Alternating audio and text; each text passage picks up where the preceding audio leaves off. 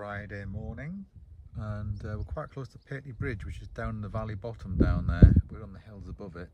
Some burning patches here. You can see the top of the old folly that's made there, just the top of it.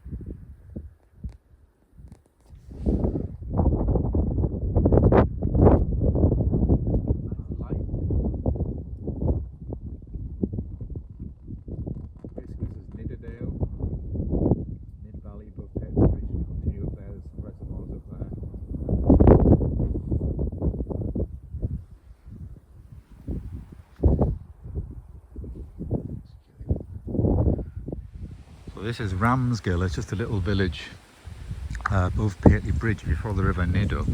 You go past the reservoir, and then there are a couple of other reservoirs like Steen and what have you up here, past Middlesmoor. This is Ramsgill. So it's just, all there is. It's just that's like a big sort of pub there, and like a village hall here. There's a little stream down there. Look, post box, old post box, and phone box.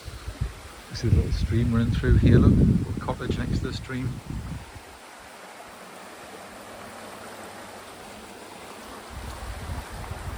Down there.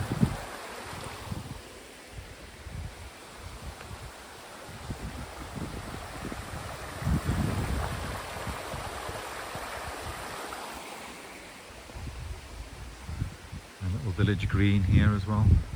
That's it, that's all there is, just a few houses. Then it continues up, further up Nidderdale, up that way.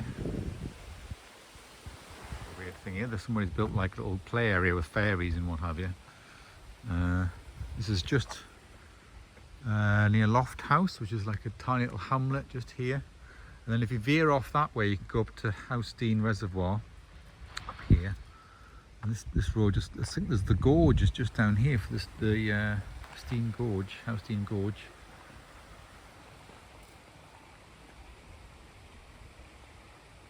A bus service comes here, number 25, goes on Sundays and Bank Holiday Mondays from May 2008 from Pateley Bridge to Howstein Gorge. There's 3 buses a day.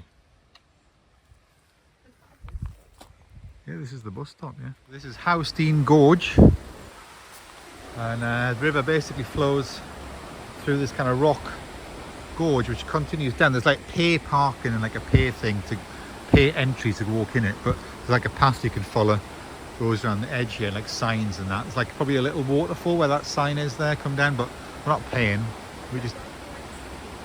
You can just see from the road here. It's a very narrow road.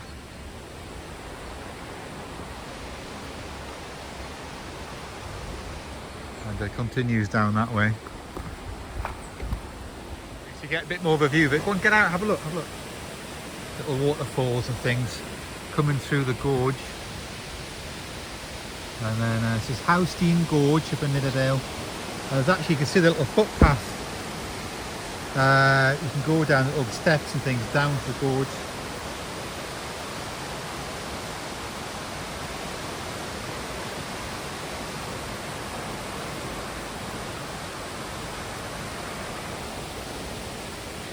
So this is, we're now on the kind of main branch of the Nid. That previous one, Howstein, was a little branch off. This one goes up to Zazaaaaxx Reservoir.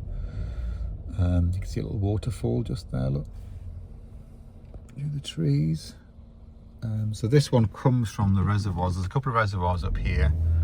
It's just like a Yorkshire Water track which goes up. The previous one with Howstein Gorge on is a little branch that comes off, and what they do on Howstein is they pipe the water off from all the different sections of the stream that they like, and that goes off into an underground tunnel, and then even from up here, the reservoir, the water feeds off into the Nid Aqueduct, an underground tunnel, and away off to the treatment works. So it doesn't actually flow down this direction.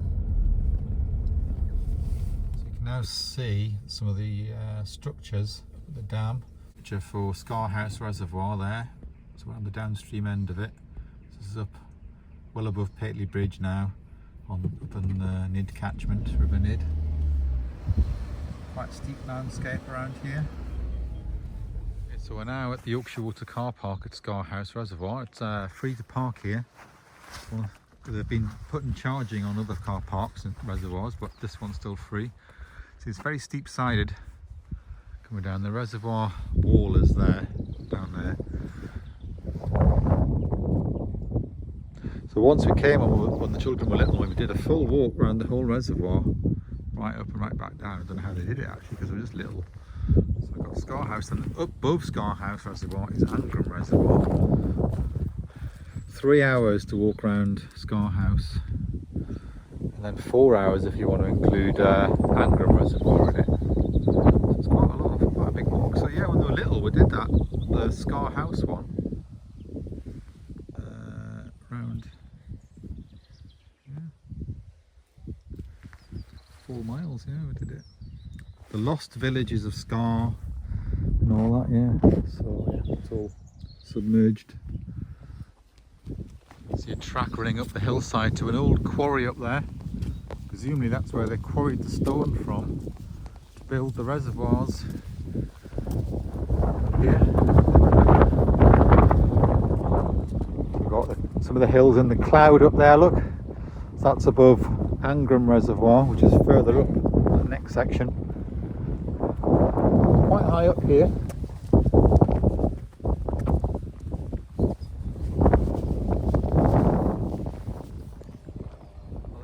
This is Scar House Reservoir, but actually it's quite low levels really. You can see how much extra volume there could be if the water levels were level, you know, high to where the sort of grass banks are on either side. So it's well down. So over the winter, hopefully they'll want it to fill up, and then it's like an overflow in the middle of the reservoir there. That when it's full, it should overflow down the spillway down the middle there.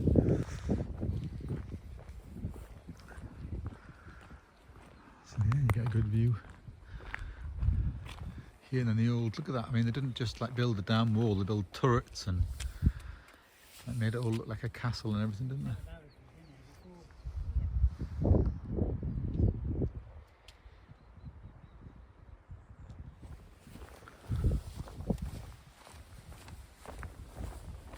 So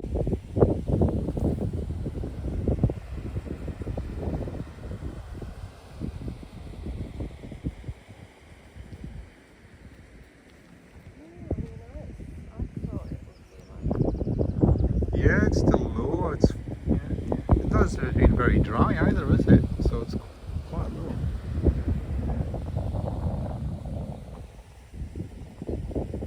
Here, water flowing under this access.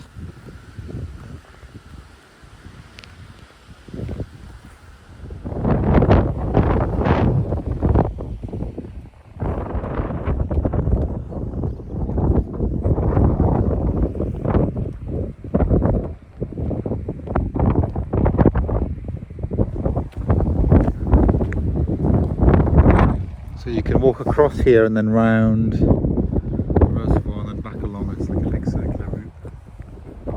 And there's another reservoir, Angram, which is way above that, from the bit where the sort of clouds meet the hills up there, in that section.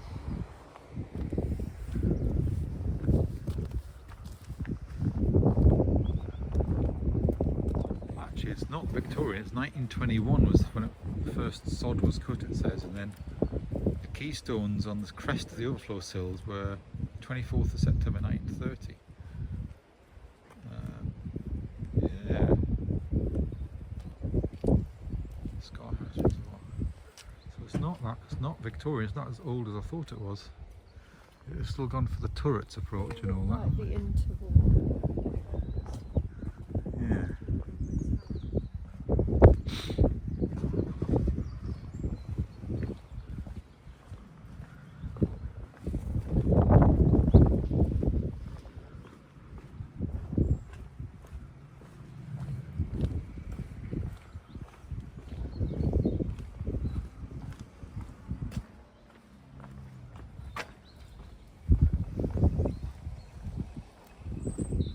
It's unusual because normally the overflows are at the side to take pressure off the middle of the dam, but here the overflow is right in the middle, and just like some gaps in the wall underneath this path, allowing the water to get through when it's full. Of course, it's nowhere near full today. basically where that central tower is there's like gaps in the wall to allow the water through.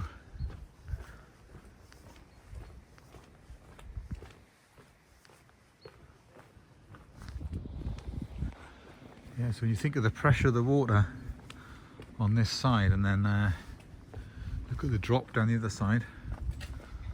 That big drop down there.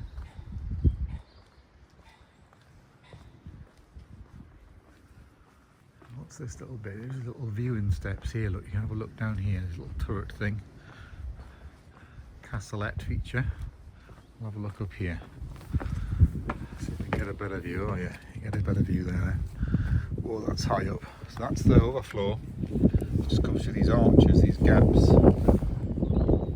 and then it's quite frightening how high up you are here. But even down there, and you look down there at all the sort of castle features and everything they've put on, turrets and pathways for the overflow itself, little steps and cascades they've designed, and that one goes through little castle features. I mean, they've bothered to do all of that, not just sort of, you know, make it a channel for water. They've made it like a feature.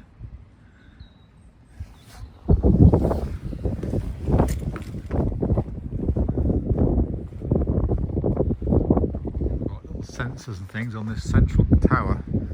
That's like a sensor that will look at the distance from that to the water level, or what the height is. We've got other sensors in here, like cabled ones as well.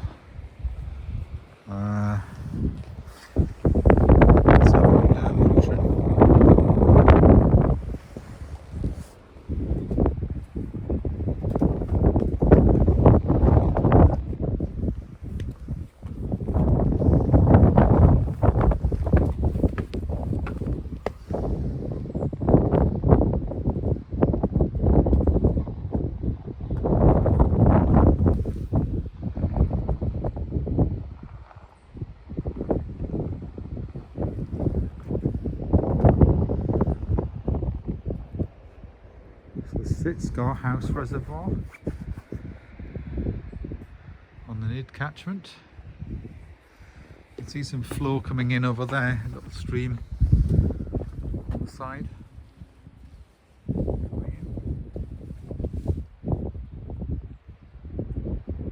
There's people walking up there, a little route around the reservoir, walking up that way.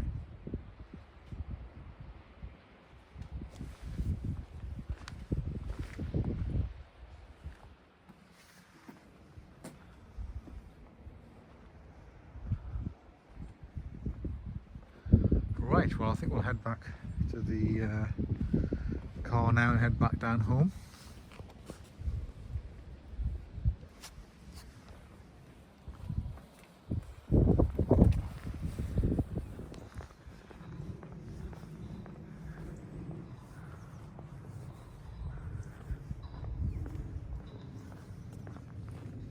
It actually comes all the way up to this car park twice on Sundays and bank holidays. Just say cakes, ice cream, drink. Alright. Just shut up for the winter, yeah. Like a little cafe in there.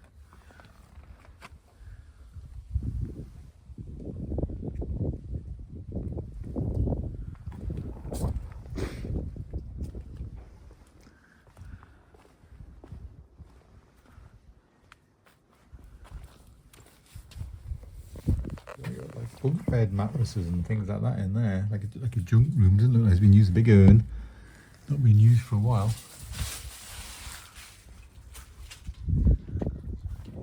Picnic areas and things up here as well. Not sure what this stone is about.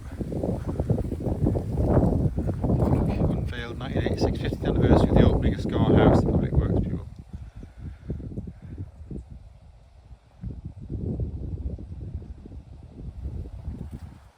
There's a little thing here, feature.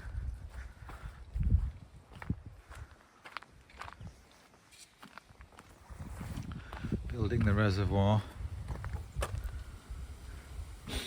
One of three. Got Gowthwaite, which was further down, Angram. So Gowthwaite was 1901, Angram 1919. 556 metres long, tremendous feat of engineering, cost £2 million, used 1 million tonnes of concrete and local stone.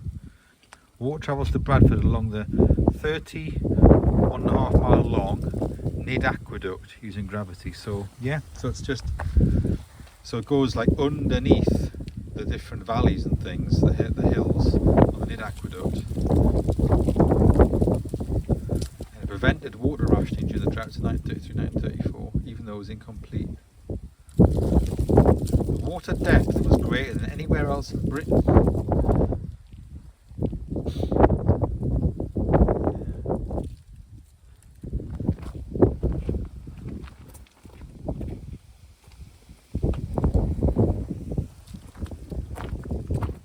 So we're up there, Scar House, and there's Angram, and then further down there's this one here, Gowthwaite, which is near Paley Bridge.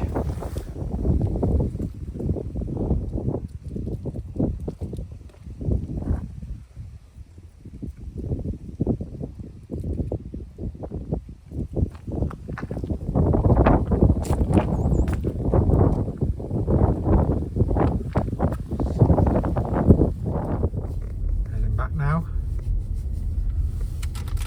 this is then the top end of Gowthwaite Reservoir. A lot of sedimentation in this reservoir.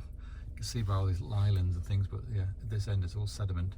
So this is the one above Paley Bridge, Gowthwaite Reservoir.